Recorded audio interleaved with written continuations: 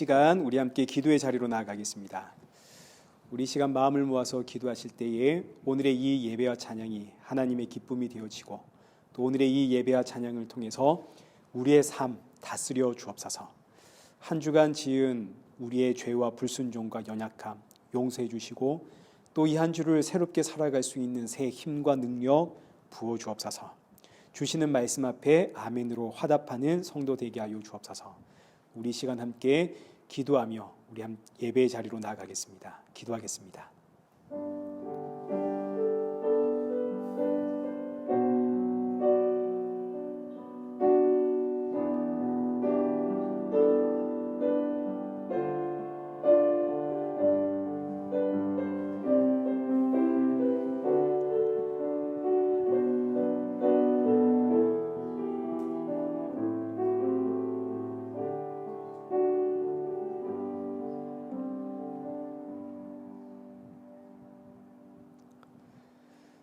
태초에 말씀이 계시니라. 이 말씀이 하나님과 함께 계셨으니 이 말씀이 곧 하나님이시니라. 참 좋으신 하나님, 오늘도 우리를 이 예배의 자리로 인도하심에 감사를 드립니다. 오늘의 예배를 통하여 말씀이신 예수 그리스도가 나의 생명임을 알고 돌아갈 수 있는 복된 은혜 허락하여 주옵소서. 한 주간 짊어진 죄와 삶의 무게를 이 시간 주님 앞에 내려놓습니다. 우리의 연약한 불순종 용서하여 주옵시고 예배 후에 돌아가는 우리 성도들의 심령 가운데 십자가의 보혈만 충만케 하여 주옵소서. 오늘 우리를 대표하여 기도하시는 장로님의 기도와 우리가 올려드리는 이 예배 주님의 기쁨이 될 줄 믿사옵고 예수님의 이름으로 기도드리옵나이다. 아멘.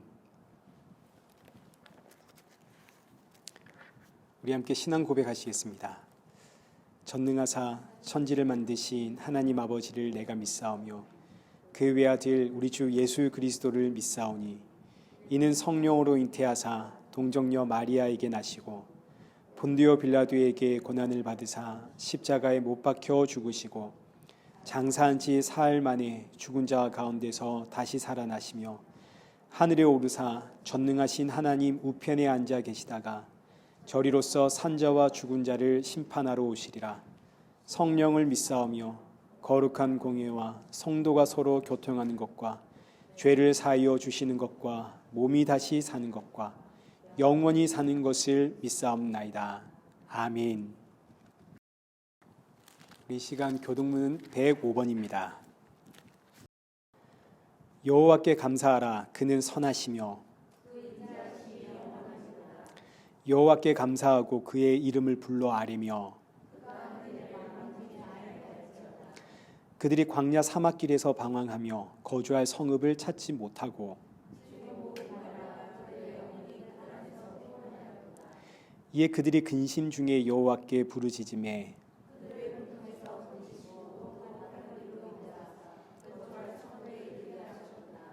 여호와의 인자하심과 인생에게 행하신 기적으로 말미암아 그를 찬송할지로다. 그가 사모하는 영혼에게 만족을 주시며 줄인 영혼에게 좋은 것으로 채워 주심이로다. 아멘. 찬송가 29장 함께 찬양하시겠습니다.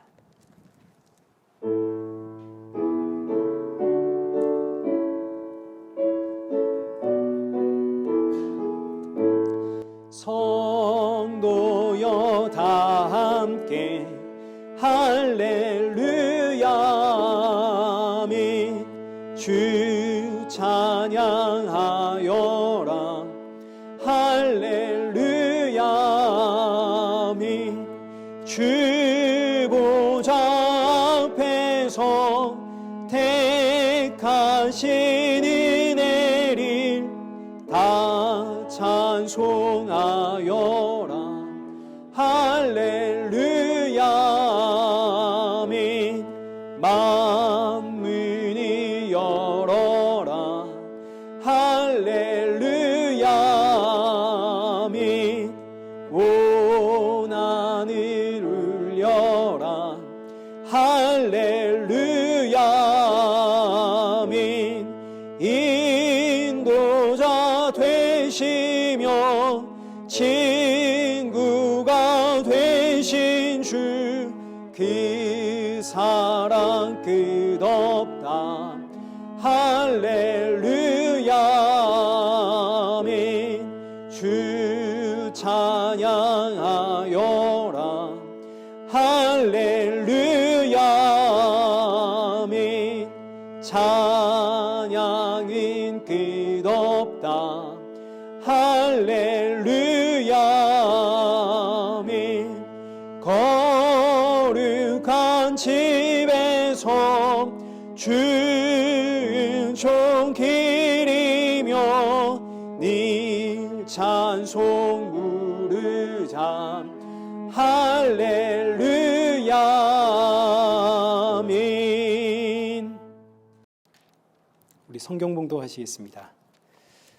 오늘 보실 말씀 요한복음 10장 7절에서 15절까지의 말씀, 우리 함께 한 절씩 교독하겠습니다. 그러므로 예수께서 다시 이르시되 내가 진실로 진실로 너희에게 말하노니 나는 양의 문이라.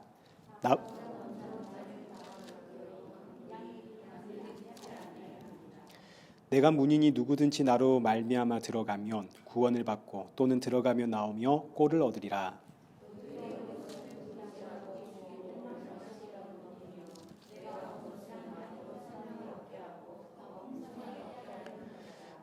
나는 선한 목자라. 선한 목자는 양들을 위하여 목숨을 버리거니와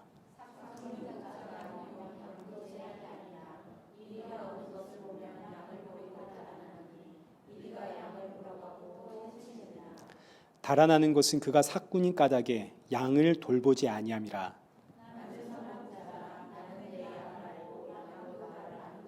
함께 읽겠습니다. 아버지께서 나를 아시고 내가 아버지를 아는 것 같으니 나는 양을 위하여 목숨을 버리노라. 아멘. 오늘은 추수감사주일입니다. 이제 한 해 동안 하나님께서 우리에게 어떤 은혜 주셨는가, 이제 여러분 한번 돌아보시면서요, 예배 후에 집에 가셔서 감사의 내용 한 20가지, 30가지 정도 한번 적어보면 참 좋겠습니다. 저도 어제 저녁에 설교 준비를 하면서 이제 추수감사절이니까 감사의 제목들이 뭐가 있나 이렇게 한번 적어봤는데, 야, 이 감사의 내용을 적으면서 드는 생각이, 내가 정말 너무 감사가 없는 생활을 하며 살았구나. 감사거리가 써보니까 많은데, 내가 그동안 그렇게 악에 받쳐서 살았나, 이런 생각을 한번 해봤습니다. 우리 추수감사주일이니까 내일 가족들과 함께 이제 감사거리가 뭐가 있는가 20개 혹은 30개 이제 한번 적어보십시오. 적다 보면 내가 바라는 감사가 뭐였는지, 내가 어떤 감사를 원하고 있는지 그거 알게 되고, 그거 알면 이제 절로 회개가 나올 겁니다. 우리 함께 한번 도전해 보십시다. 예배 후에는 또 친교실에서 함께 교제 나누고 돌아가겠습니다. 우리 이 시간에는 헌금 봉헌하겠습니다. 은혜 아니면 살아갈 수가 없네.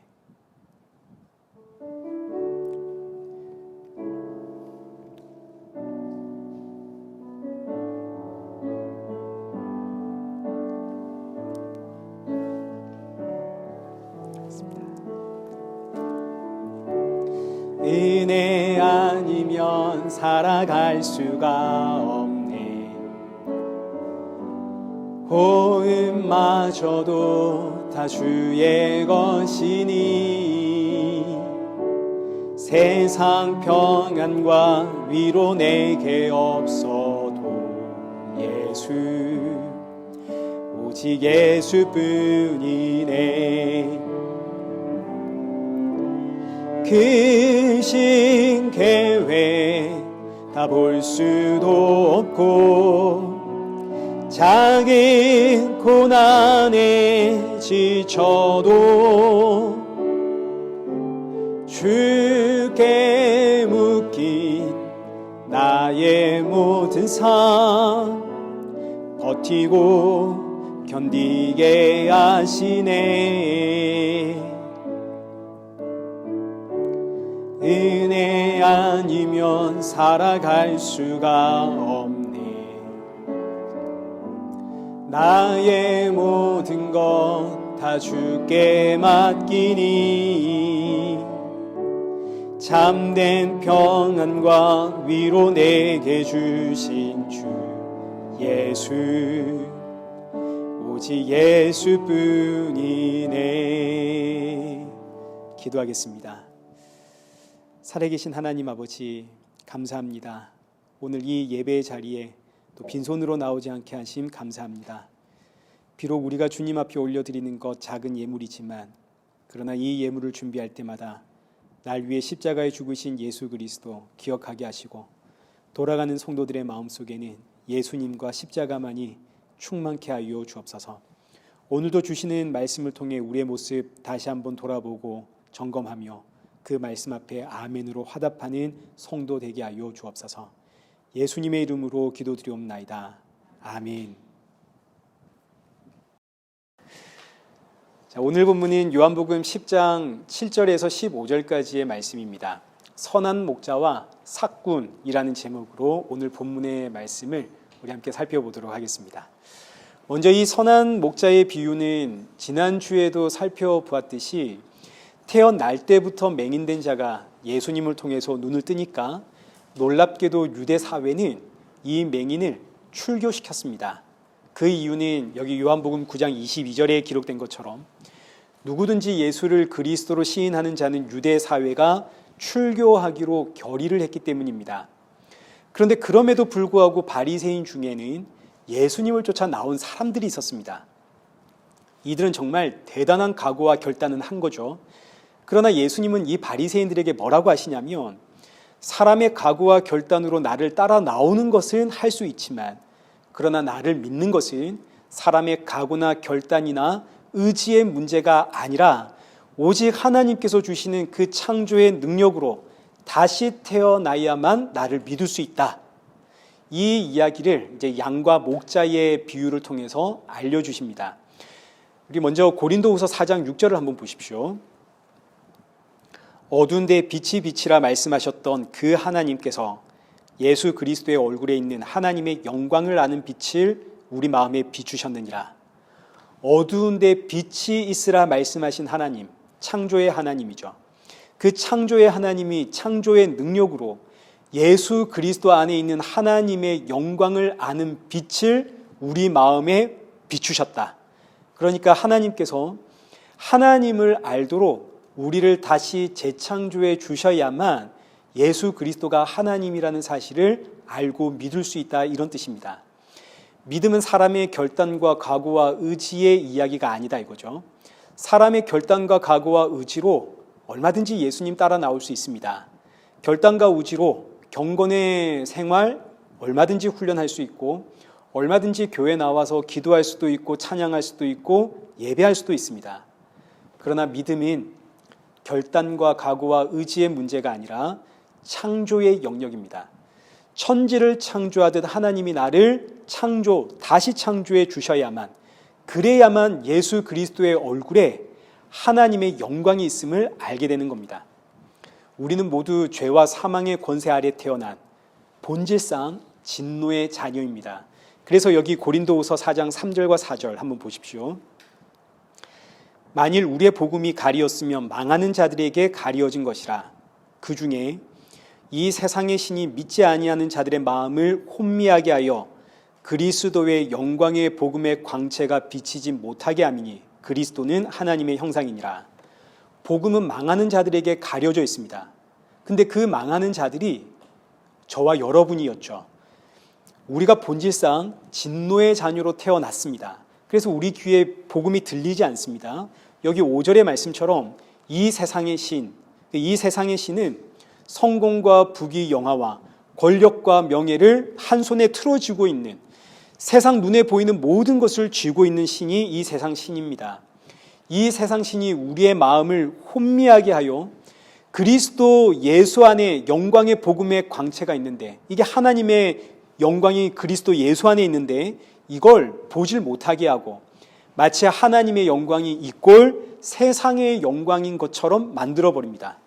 그래서 우리 눈에는 세상의 영광이 전부로 보이고, 이 세상의 영광을 주는 신이 진짜 신이다. 그래서 하나님께 찾아와도, 하나님께 나와 예배를 드려도 세상 영광을 주는 그런 하나님을 찾고 하나님께 기도를 해도 세상의 영광을 주는 하나님께 기도를 하게 되고, 그러니 이런 나는 하나님께서 천지를 창조하신 그 능력으로 나를 다시 창조해내지 않으면 하나님의 영광을 알 수도 없고 볼 수도 없고, 하나님이 나를 새로운 피조물로 다시 창조해 주셔야만 그때 비로소 예수 그리스도의 얼굴에 하나님의 영광이 있음을 알게 되는 겁니다. 그래서 양과 목자의 이야기가 이제 등장을 하는데, 여기 10장 3절과 4절, 목자는 양을 부르고 양은 목자의 음성을 아는 고로 목자를 따라 나옵니다. 이때 양이 목자의 음성을 알게 되는 것은 양의 의지와 각오와 결단이 아니죠. 양이 열심히 공부를 해서 연구를 해서 주인의 음성을 듣게 된 것이 아니라 목자가 자기 양에게 자신의 음성을 각인시켜 넣어준 겁니다. 이게 바로 재창조죠. 그래서 목자가 부르면 양은 그 목자의 음성을 알기에 나오더라. 근데 이 비유의 말씀을 바리새인들이 전혀 이해를 못합니다. 여기 6절 말씀 보십시오. 그가 하신 말씀이 무엇인지 알지 못하더라. 아니, 지금 이게 너무 쉬운 비유 아닙니까? 우리가 지난주에 보았던 이 비유. 양의 우리가 있고 그리고 양의 문이 있는데, 문으로 들어가지 않은 자는 다 도둑이고 강도고, 양의 목자는 문으로 들어가서 자기 양을 부르는데 목자가 자기 양을 부르면 자기 양은 다 목자 앞에 나온다. 얼마나 쉬운 비유인가요? 근데 바리새인들은 이 비유가 도무지 이해가 안 되는 겁니다. 왜 이해가 안 되냐면 여기서 걸립니다. 3절입니다. 그가 자기 양의 이름을 각각 불러 인도하여 내느니라. 이게 이해가 안 되는 겁니다. 왜냐하면 유대인들의 상식에 목자가 오면 양들은 자기 목자의 기척만 느껴도 자기 목자를 알고 목자 앞으로 달려 나옵니다.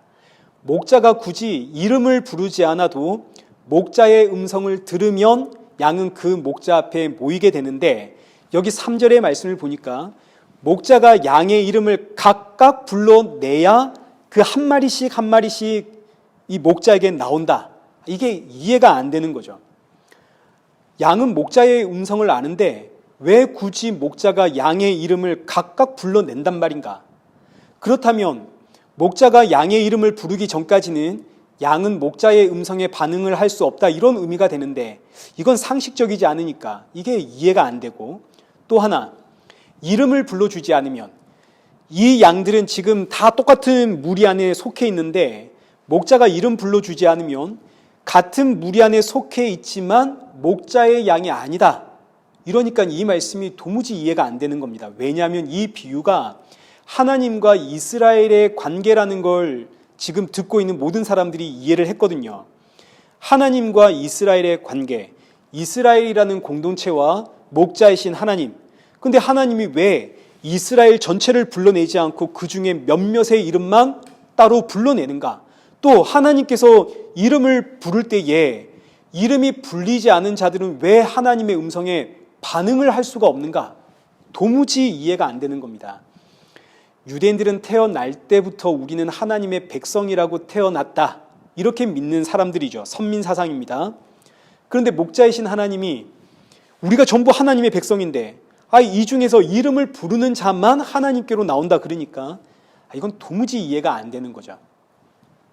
그래서 예수님이 양과 목자의 비유를 다시 풀어서 설명해 주는 것이 이제 오늘 우리가 살펴볼 내용입니다. 7절부터 한번 보겠습니다. 그러므로 예수께서 다시 이르시되 내가 진실로 진실로 너희에게 말하노니 나는 양의 문이라. 여러분, 이 말씀 너무 중요한 말씀인데, 양의 우리 안에는 수많은 양들이 있습니다. 그러나 양의 문을 통과하지 않고 이 안에 들어온 자들은 하나님의 양이 아니다, 이겁니다. 여러분, 이것이 기독교의 핵심 진리입니다. 양의 문으로 들어오지 않은 양은 내 양 아니야. 자, 여러분, 이걸 이제 교회로 생각해 보십시오. 우리가 전부 교회에 지금 이 자리 모였는데 들어올 때는 다 저 뒤에 있는 입구를 통해서 이 문에 들어왔습니다. 그러나 우리가 아무리 저 입구의 문을 통과해서 여기 모였다 하더라도 양의 문이신 예수 그리스도를 통과해 들어오지 않으면 아무리 이 자리에 함께 모여 있어도 하나님의 양이 아니다, 이겁니다. 그런데 여러분, 양의 문이 지금 어디에 있나요? 지금 이 공간 안에 양의 문이 어디에 있습니까? 뭐 그 문이 보여야 그걸 들어가든 말든 할 거 아닙니까? 그러니까 양의 문은 분명히 존재는 하지만 찾을 수가 없는 문입니다. 공간의 개념이 아니고 장소의 개념도 아니죠. 그래서 이 문을 좁은 문이라고 표현을 하는 겁니다. 좁은 문이란 좁다 이런 공간의 개념이 아니라 좁은 문이란 고난의 길, 고통의 길, 가시밭의 길, 그러나 반드시 가야 하는 길 이런 개념도 아닙니다. 좁은 문이라는 개념은 불가능하다는 뜻입니다. 불가능한 문. 절대 찾을 수도 없고 볼 수도 없고 들어갈 수도 없는 문. 분명 예수님이 양의 문인데 그 문이 지금은 어디에 있나요? 보이지도 않고 찾을 수도 없고 그래서 좁은 문입니다. 아니 그럼 대체 이 문을 어떻게 알고 찾아간단 말인가? 이 문을 지나가야 할 것인데 근데 이 문은 찾을 수가 없는 문이죠. 내가 찾아가서 여는 문이 아니라 양의 문이신 예수님이 나를 찾아와 내 앞에서 그 문을 열어주시는 겁니다. 그래서 요한계시록 3장 8절 보십시오. 볼지어다 내가 내 앞에 열린 문을 두었으니 능히 닫을 사람이 없으리라. 내가 문을 찾아낸 게 아니죠. 하나님께서 내 앞에다가 열린 문을 세우신 겁니다. 활짝 열어서. 심지어 여기 20절도 보십시오. 볼지어다 내가 문 밖에 서서 두드리노니 누구든지 내 음성을 듣고 문을 열면 내가 그에게로 들어가 그와 더불어 먹고 그는 나와 더불어 먹으리라.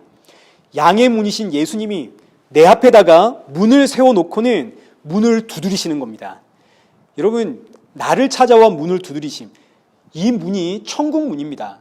무슨 우리 집 대문을 찾아와서 예수님이 두드리시는 그런 개념이 아니라 내 앞에다가 천국의 문을 세워놓고 그 천국의 문을 두드리신다고요. 그럼 난 깜짝 놀라죠. 왜냐하면 어느 날 내 앞에 문이 세워졌거든요. 갑자기. 그리고 누가 그 문에서 두드리는데 내가 그 문을 열었더니 근데 사실은 내가 문을 연 게 아닙니다. 여기 8절에 기록되어 있는 것처럼 이 문은 이미 열린 문입니다. 활짝 열린 문. 그런데 이 문을 그러니까 열고 자시고 할 게 없는 문인데 이걸 내가 열었다 표현해 주는 거죠. 이게 여러분 이신칭입니다. 나는 의롭지 않은데 나를 의롭다 칭해 주심. 내가 문을 연 것이 아닌데 네가 문을 열었다 칭해 주심. 그래서 이 열린 문을 지나갈 때 우리는 새로운 피조물이 되어 나오는 겁니다. 그러니 이 양의 문을 발견한 것은 내 능력도 아니고 내 의지와 결단도 아니고 오직 은혜죠. 내가 찾아온 문이 아니라 나를 찾아온 문. 이와 이제 유사한 비유가 여기 누가복음 15장 4절과 5절에서 나오는 잃어버린 양의 비유입니다. 양이 100마리가 있습니다. 근데 그 중에 하나를 잃어버렸습니다. 그러면 들에다가 99마리의 양 버려두고 그 한 마리 찾으러 갑니다. 목자가. 그리고 찾았더니 여기 5절에 보니까 이 양을 어떻게 하나요? 이 양을 내가 타고 오나요? 아니죠. 즐거워서 어깨에 메고 옵니다. 이 양을 어깨에 메고 오는 이유는 뭔가요? 양이 안 따라오니까 붙잡고 메고 오는 거죠. 그런데 목자는 이것도 너무 즐거워서 이 양을 기쁨으로 어깨에 메고 돌아옵니다. 여러분 이게 우리의 이야기입니다. 우리는 본성적으로 예수님 믿고 사는 게 싫습니다. 우리는 이 세상에서 잘 먹고 잘 살고 싶고 나에게 이 세상에 복을 주는 그런 하나님 믿고 살고 싶지 이 세상에서 나를 뽑아내는 하나님은 믿고 싶지가 않습니다. 근데 하나님은 이런 나를 찾아와서 찾아내서 따라가기 싫어하는 나를 버티는 나를 즐거이 붙잡고 어깨에 메고 가시는 거죠.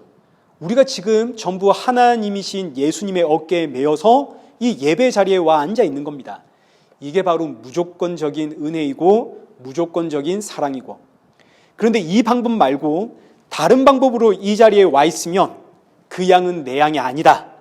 그래서 이제 본문 8절 나보다 먼저 온 자는 다 절도요 강도니 양들이 듣지 아니하였느니라.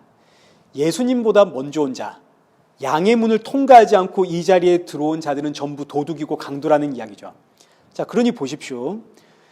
우리는 우리의 모든 것 누구의 것이라고 고백하나요? 우리 다 이거 하나님의 것입니다. 뭐 어쨌든 우리는 이 고백이 나오죠.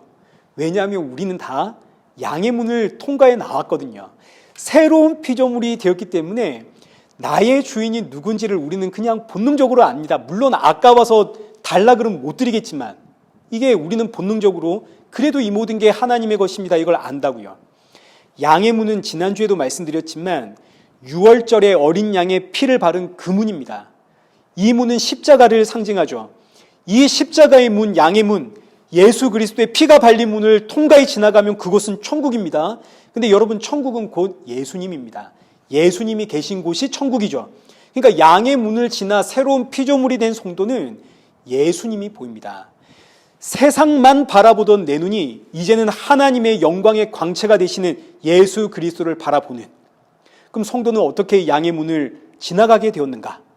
천지를 창조하신 하나님이 그 창조의 능력으로 예수 그리스도의 얼굴에 하나님의 영광을 아는 빛을 알도록 나를 새롭게 창조해 주셨기 때문에, 이 전부 은혜에 대한 이야기죠. 반면 이 문이 나를 찾아오지 않으면 성도는 예수님이 보이지가 않습니다. 비록 이 예배의 자리에 나와 앉아 있어도 예수님이 안 보이니까 하나님의 영광 찾습니다. 예수님과 그 십자가가 보이면 그럴 수가 없겠죠. 근데 안 보이니까 세상 영광 찾죠. 하나님, 예수님, 성령님 이름 부르면서 세상의 영광, 세상의 부귀 영화, 돈, 명예, 권력, 성공, 이거 구하면서 세상의 영광이 전부인 줄 아는 이들이 바로 도둑이고 강도라는 이야기입니다. 그래서 9절에 다시 한번 반복을 합니다. 내가 문이다. 예수님께서 누차 자꾸 반복을 하시는데 내가 문이다. 여러분, 이게 기독교의 핵심 진리입니다. 내가 문이다. 예수님이 문이다. 이 문을 통과해야 구원이고 이 문을 통과해야 내 자녀다. 그리고 이 문을 통과하면 예수님이 나의 영광으로 보이는 거죠. 이 문을 통과한 자는 그렇기 때문에 영광이 예수님이라는 사실을 알기 때문에 더욱더 예수님을 찾고 예수님을 구하고 그렇게 되는 겁니다. 무엇보다 여기 있는 이 표현이 에고 에이미라고 하는 문법으로 기록되어 있는데, 이 표현이 나는 나다, 내가 문이다, 내가 구원이다, 내가 생명이다, 내가 길이다, 내가 진리다, 이런 표현들은 전부 내가 여호와 하나님이다 라는 선포의 표현입니다. 내가 하나님이다. 그래서 누구든지 나로 말미암아 들어가면 구원을 받고 또는 들어가며 나오며 꼴을 얻으리라. 여기 이 말씀은 신명기 28장 6절에 기록된 말씀 인용한 것입니다. 너희가 말씀 안에 살면 들어가도 복이고 나가도 복이다. 그런데 그 말씀의 실체가 무엇인지 아느냐? 바로 나다, 예수님이다 이거죠. 그래서 예수님이 내가 문이다, 나로 말미암아 구원을 받고 나를 통해 들어가는 자는 들어가면서 꼴을 얻고 나를 통해 나가는 자는 나가면서 꼴을 얻고, 그러니 내 안에 있는 자는 들어가도 복이고 나가도 복이고 내가 복의 근원이기 때문에, 그래서 성도의 복은 다른 게 있는 게 아니라 예수님입니다. 예수님이 성도의 복이고 예수님이 성도의 기쁨이고 성도의 승리고 성도의 신앙의 전부입니다. 그래서 이제 이어지는 10절, 도둑이 오는 것은 도둑질하고 죽이고 멸망시키려는 것뿐이요 내가 온 것은 양으로 생명을 얻게 하고 더 풍성히 얻게 하려는 것이라. 도둑의 눈에는 예수님이 안 보입니다. 예수님이 안 보이니까 온갖 좋은 멋진 말로 사람들을 미혹시키죠. 그러나 그 결국은 죽음이고 사망입니다. 멸망이죠. 반면 예수님은 저와 여러분의 생명을 더욱더 풍성하게 하십니다. 그래서 교회는 생명이신 예수님 전하는 곳이죠. 교회의 문은 양의 문이신 예수님이 교회의 문이고, 교회의 머리는 역시 예수님이 교회의 머리고, 교회는 전부가 예수님 아닙니까? 우리는 예수님의 몸이고, 예수님 없는 교회는 도둑이고 강도가 되는 거죠. 그리고 나서 이제 이 주제가 선한 목자와 삭군으로 이어집니다. 11절 보십시오. 나는 선한 목자라, 선한 목자는 양들을 위하여 목숨을 버리거니와. 예수님이 선한 목자라 이거죠. 선한 목자는 양들을 위해서 목숨을 버립니다. 이와 대비해서 이제 12절에 삭군이 나오는데, 12절, 삭군은 목자가 아니요 양도 제 양이 아니라 이리가 오는 것을 보면 양을 버리고 달아나나니 이리가 양을 물어가고 또 해치느니라. 이제 선한 목자와 삭군의 비교가 나오는데, 일단 우리는 삭군하면 안 좋은 이미지가 있습니다. 근데 우리가 생각하는 안 좋은 이미지의 사꾼은 사실 도둑이고 강도입니다. 도둑과 강도와 사꾼을 좀 구분할 필요가 있는 거죠. 사실 엄밀히 말하면 이 땅에는 사꾼만 있습니다. 사꾼은 품삯을 받고 일하는 일꾼, 이런 뜻입니다. 일단 선한 목자부터 우리 생각해 보죠. 이 세상에는 선한 목자가 없습니다. 여러분, 목자가 뭐 하는 사람인가요? 양을 치는 사람이죠. 양을 쳐서 뭐 하려고 양을 치나요? 결국은 이 양을 통해서 이윤을 남기려고 양을 치는 사람, 그가 이제 목자입니다. 그리고 귀양 이윤을 남길 것 같으면 많이 남기는 목자가 훌륭한 목자겠죠. 그래서 이 세상은 유능한 목자를 찾습니다. 기업을 한번 보십시오. 기업이 요구하는 목자는 선한 목자 아닙니다. 착한 목자, 좋은 목자, 사람 좋은 목자, 이런 목자를 원하지 않고 일 잘하고 이윤을 많이 남기는 그런 목자, 유능한 목자를 이 세상이 원하고, 이런 사고가 교회 안에도 고스란히 들어와서 교회가 요구하는 목자 역시 선한 목자가 아니라 유능한 목자죠. 설교 잘하면서 신방도 잘하고 성도들도 잘 동원하고 모으고 교회도 성장시키는 그런 만능 일꾼, 유능한 목자를 원하지 선한 목자를 원하는 게 아닙니다. 그리고 혹 선한 목자를 원한다 해도 이 땅엔 선한 목자가 없죠. 왜냐하면 선한 목자는 두 가지의 조건을 만족시켜야 되는데, 첫째는 말 그대로 선해야 됩니다. 근데 이 세상엔 선이 없죠. 이 세상은 죄와 사망에 사로잡힌 세상이고 우리는 본질상 진노의 자녀로 이 땅에서 태어났습니다. 물론 하나님이 우리를 의롭다 하시나 진짜 의로워서 의로운 게 아니라 의롭다 불러주셔서 의로운 존재입니다. 이 땅에 선하신 분은 오직 참 하나님으로 이 땅에 오신 예수님 뿐이죠. 두 번째, 11절에 여기 말씀처럼 선한 목자는 양들을 위하여 목숨을 버리는 목자입니다. 목숨을 버렸다는 의미는 자신의 전부를 내주었다, 이런 표현이죠. 그런데 여러분, 이 세상에 어느 누가 양을 위해서 자기 목숨 버리나요? 대체 누가? 어느 누가 자신의 모든 전부를 양에게 줄 수 있습니까? 양을 위해 목숨을 버릴 수 있는 분은 오직 예수님 뿐입니다. 그래서 이 세상엔 선한 목자가 없고 이 세상엔 삭슬 받고 일하는 사꾼만 있을 뿐입니다. 삭슬 받고 일하는 일꾼, 이제 오늘 본문에 등장하는 사꾼은 이제 이런 배경 가지고 있습니다. 우리 지난주에도 보았지만 유대 마을에는 공동 양의 우리가 있습니다.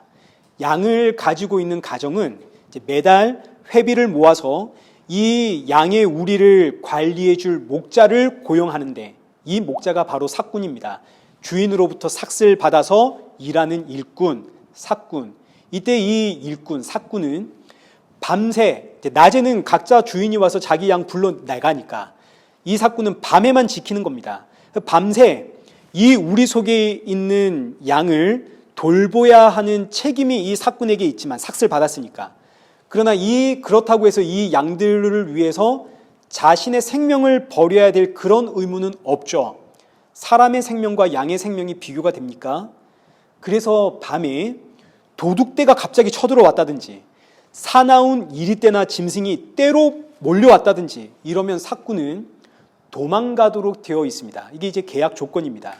물론 그냥 도망가선 안 되죠. 마을 사람들에게 가서 우리가 위험합니다 알려야 하는 의무가 있습니다. 그러나 사꾼의 역할은 여기까지입니다. 낮이 오기 전, 해가 뜨기 전까지 우리 속에 있는 양떼를 돌보는 일. 그러나 위험이 오면 사꾼은 도망가야죠.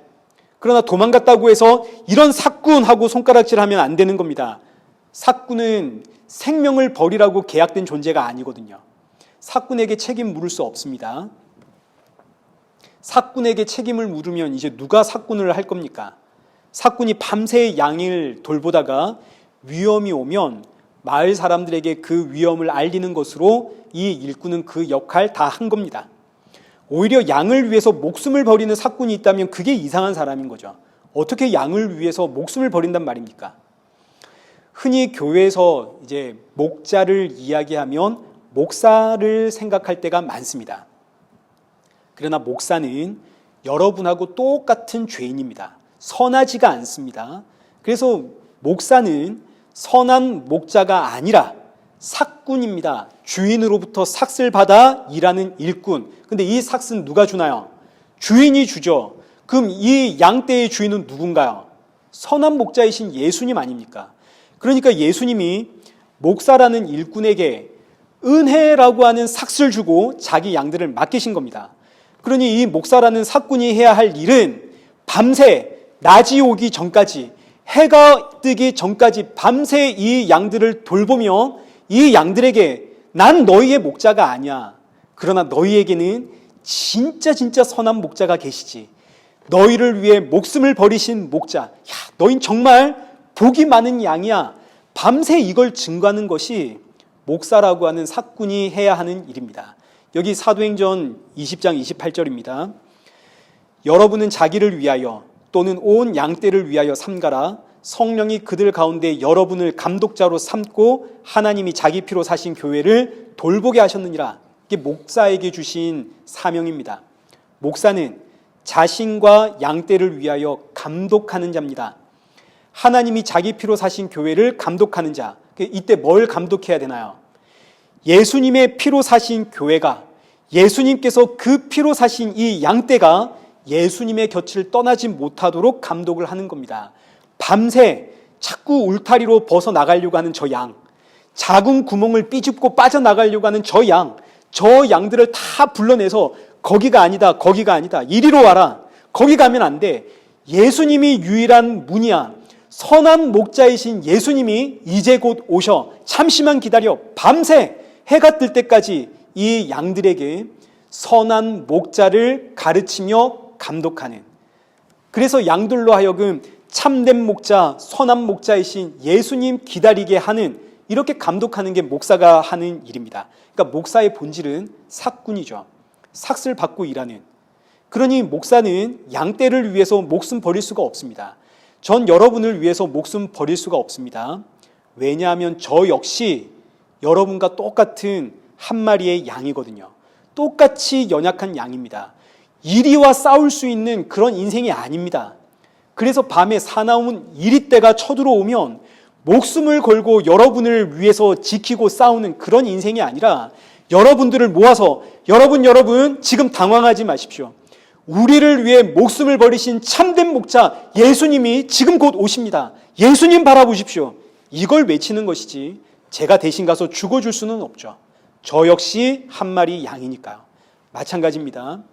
여러분이 힘들고 지칠 때 제가 여러분의 위로가 되는 거 아닙니다. 위로를 줄 수도 없죠. 저도 똑같이 연약한 양인데, 저와 저의 역할은 여러분들이 힘들고 지치고 괴로울 때, 사랑하는 성도 여러분, 여러분을 위해 십자가에 죽으신 예수님이 여러분의 유일한 위로입니다. 예수님이 여러분의 유일한 힘입니다. 예수님 바라보십시오. 이걸 외칠 뿐입니다. 이를 위해서 고용된 삭군입니다. 이게 감독이죠. 그러나 반대로 하나님이 맡기신 양떼를 통해 자기 이익을 채우려고 하는 자들입니다. 있습니다. 이들은 삭을 하나님으로부터 받은 자들이 아니라 마귀 사탄으로부터 삭을 받은 자들입니다. 그래서 이들은 삭군이 아니라 도둑이고 강도인 겁니다. 세상의 눈으로 보면 이들이 정말 유능한 목자로 보일 수는 있지만 그들의 본질은 강도고 도둑인 거죠. 그리고 이 말씀은 목사에게만 주시는 말씀이 아니라, 성직자들에게 주시는 말씀이 아니라 성도들에게도, 여러분들에게도 동일하게 주시는 말씀입니다. 여러분도 이 세상에 하나님의 말씀을 전하도록 세움을 받은 삭군입니다. 하나님으로부터 성령이라고 하는 특별한 은혜와 새로운 피조물이라는 어마어마한 은혜의 삭을 여러분들이 다 받았죠. 그리고 이제 그 복음의 비밀이 되시는 선한 목자 증거하도록 세움을 받은 삭군이 여러분입니다. 이 세상을 향해 선한 목자이신 예수님, 양의 문이 되시는 예수님께로 나아가야 됩니다. 이걸 외쳐야 되는 거죠. 그래서 삭군은 나에게 삭을 주신 선한 목자 증거하는 겁니다. 물론 하나님으로부터 은혜의 삭을 받았어도 자꾸 우리 눈에는 세상이 보이고 세상 영광 가지고 싶고, 그래서 세상 일 때문에 울 때도 있고 웃을 때도 있고, 그러나 결국 돌아서면 삭을 주신 그 선한 목자이신 예수님과 그 십자가가 내 앞에 보이더라. 그래서 이 복음을 전하지 않을 수가 없는 사꾼, 저와 여러분의 이야기죠. 이제 말씀 맺겠습니다. 여기 14절과 15절입니다. 나는 선한 목자라. 나는 내 양을 알고 양도 나를 아는 것이 아버지께서 나를 아시고 내가 아버지를 아는 것 같으니 나는 양을 위하여 목숨을 버리노라. 여기 양을 위하여 목숨을 버리노라. 빨간 줄 쳐놓으셔야 됩니다. 별표는 한 5개는 해놓으십시오. 예수님이 선한 목자입니다. 선한 목자이신 예수님이 아버지가 나를 알고 내가 아버지를 알듯 자기 양을 안다 하십니다. 여기서 아버지가 나를 알고 내가 아버지를 안다는 이 표현은 아버지와 내가 하나다라는 뜻이고, 아버지와 나는 비밀이 없다. 우리는 모르는 게 없다. 근데 이어지는 말씀은 아버지가 나를 알고 내가 아버지를 알듯이 나는 너를 안답니다. 난 너를 안다. 나는 내 양을 안다.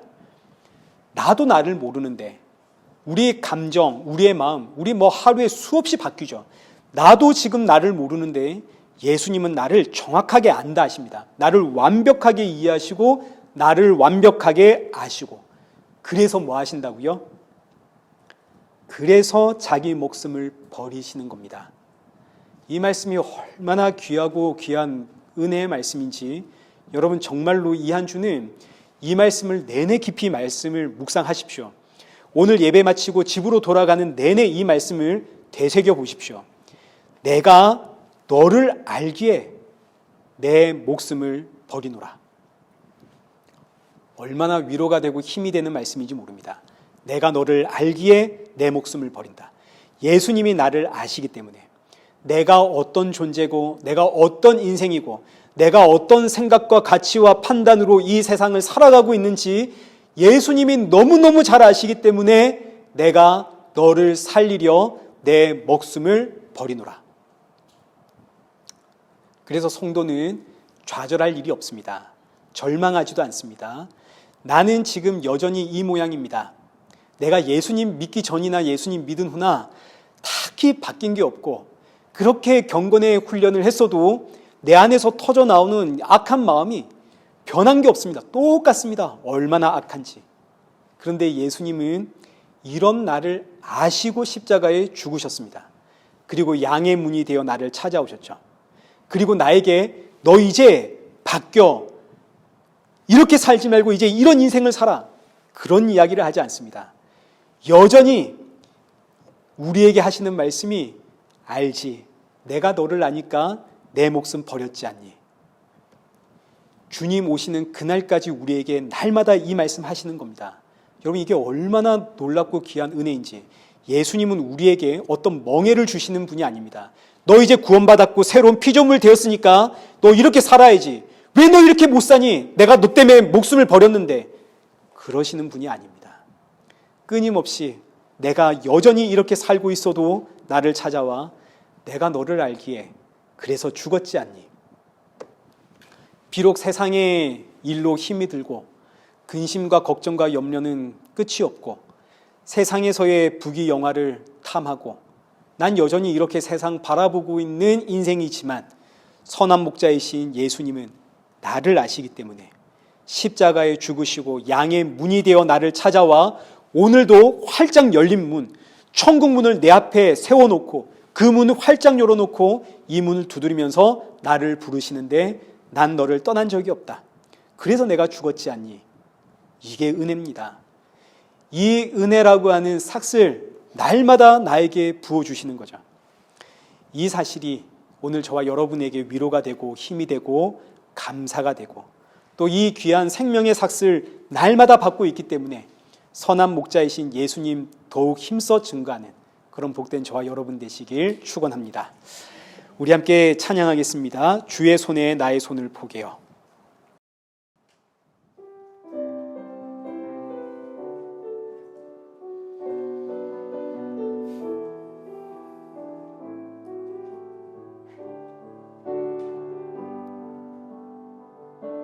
주보혈 날 정결케 하고, 주보혈 날 자유케 하니, 주 앞에 나 예배하는 이 시간 나의 모든 것을 주께 드리네. 주의 손 날 위에 지키셨고 주의 발 날 위에 박히셨으니 이제는 내가 사는 것이 아니요 오직 주를 위해 사는 것이라.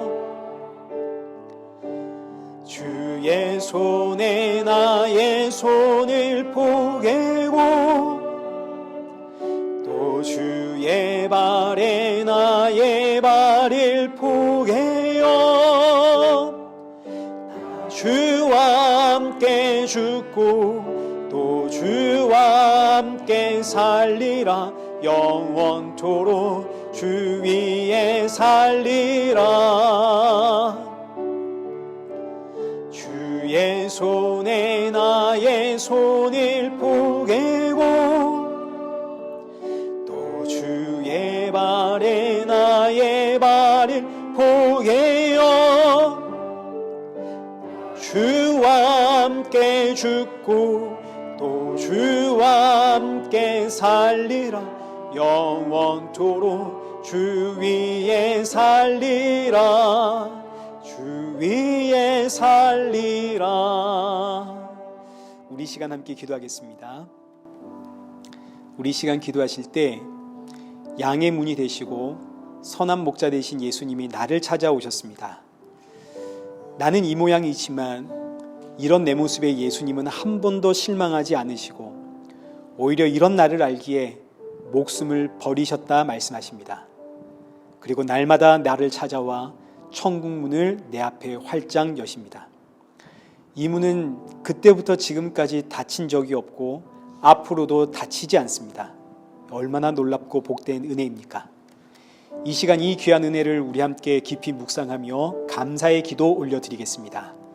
그리고 또 함께 기도하실 때 너무너무 놀라운 은혜의 삭슬 받은 자로서 이 세상과 내 가족과 이웃을 향해 선한 목자이신 예수님 증거하는 성도가 되어지도록 지혜와 성령의 충만함을 구하며 또 우리 이 시간 함께 기도의 자리로 나가겠습니다. 우리 기도하겠습니다.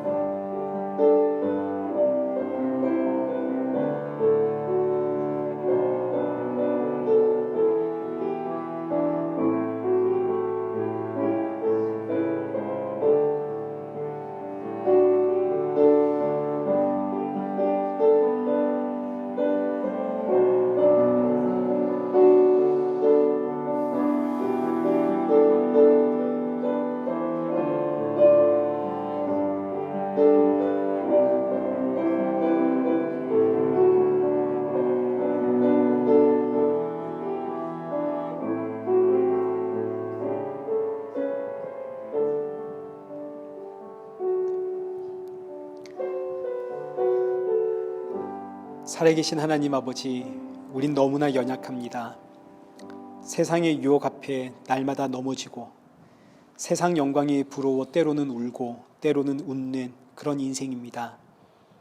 그러나 이런 나를 아시기에 자기 목숨을 버리신 예수님으로 인해 의롭다 불러주시니 감사합니다. 이 귀하고 복된 은혜를 알기에 이를 모르는 인생들에게 힘을 다해 선한 목자이신 예수님 증거하는 우리 이레교회 성도들 되게 하시고 지치고 힘들 때마다 더욱 나의 생명의 주가 되시는 예수님 바라보며 천국 소망을 품고 사는 마라나타의 성도 되게 하여 주옵소서. 예수님의 이름으로 기도드리옵나이다. 아멘.